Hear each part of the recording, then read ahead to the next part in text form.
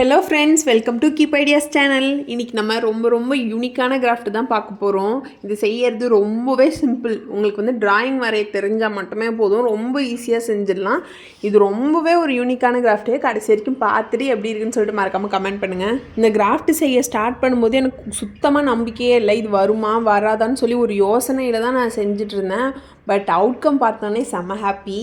அதுக்கு ஃபஸ்ட்டு ஒரு காட் வரைஞ்சிக்கோங்க. அந்த காட் மேக் ஷுர் அவங்க வந்து சிட்டிங் பொசிஷனில் இருக்கிற மாதிரி வரையணும். இந்த கிராஃப்டோட தீம் என்னென்னு பார்த்தீங்கன்னா, காட் துர்கா இருக்காங்க இல்லையா, அவங்க வந்து லைன் மேலே வந்து உட்கார்ற மாதிரி தான் இந்த கிராஃப்டோட தீமே.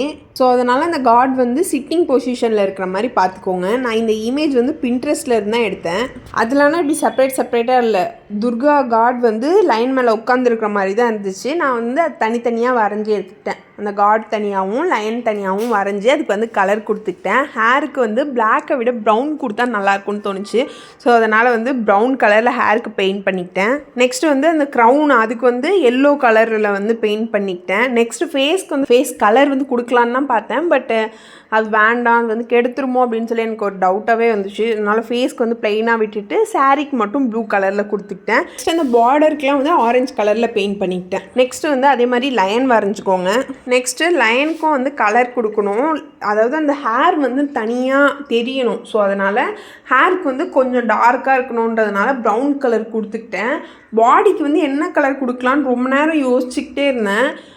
ஆனால் வந்து ஆரஞ்சு தான் நல்லாயிருக்கும் அப்படின்னு சொல்லி எனக்கு தோணுச்சு. பட் அந்த ஆரஞ்சும் ப்ரௌனும் வந்து ஒரே மாதிரி இருக்குது. ஸோ அதனால் அந்த ஹேர் வந்து அவ்வளோ ஹைலைட்டாக தெரியல.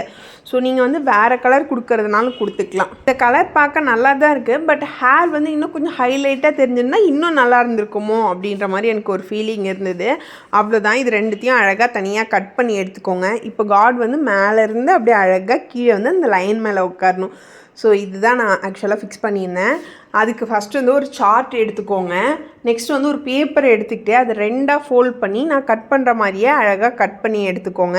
ஸோ தட் உங்களுக்கு பார்க்க இன்னும் கொஞ்சம் அழகாக தெரியும். ப்ளைனாக ஒரு கார்டு இருக்கிறதுக்கும் இந்த மாதிரி கொஞ்சம் டிசைன் நடுவில் சென்டர் இன்னொரு கலரில் இருக்கிறதுக்கும் உங்களுக்கு இன்னுமே கொஞ்சம் நல்லாயிருக்கும். இல்லை நீங்கள் ப்ளைனாக வேணும்னாலும் ப்ளைனாக கார்டில் கூட பண்ணிக்கலாம், நோ ப்ராப்ளம்.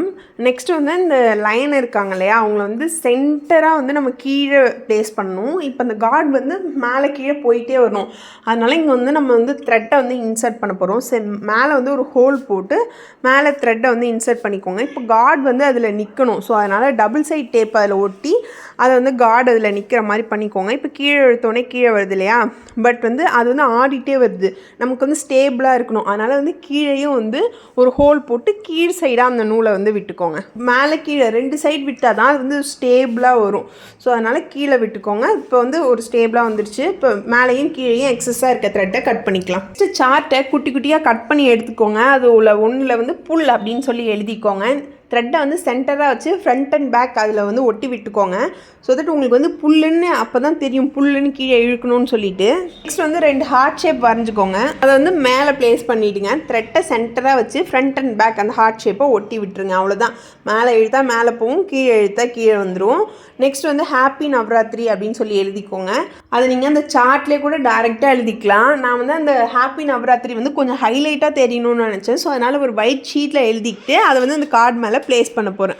அவ்வளோதான். ப்ளேஸ் பண்ணிட்டு பாருங்களேன், எவ்வளோ அழகாக ஒரு க்யூட்டான கார்டு வந்து ரெடி ஆகிடுச்சின்னு சொல்லிட்டு. இந்த கிராஃப்ட் உங்களுக்கு பிடிச்சிருந்தா நம்ம சேனலை மறக்காமல் சப்ஸ்கிரைப் பண்ணிக்கோங்க. இந்த கிராஃப்ட் பிடிச்சிருக்கா இல்லையான்னு சொல்லிட்டு மறக்காமல் கமெண்ட் பண்ணுங்கள். வேறு ஏதாவது சஜஷன் இருந்தாலும் சொல்லுங்கள். அது எனக்கு ஃபர்தராக வீடியோ போட ஹெல்ப்ஃபுல்லாக இருக்கும்.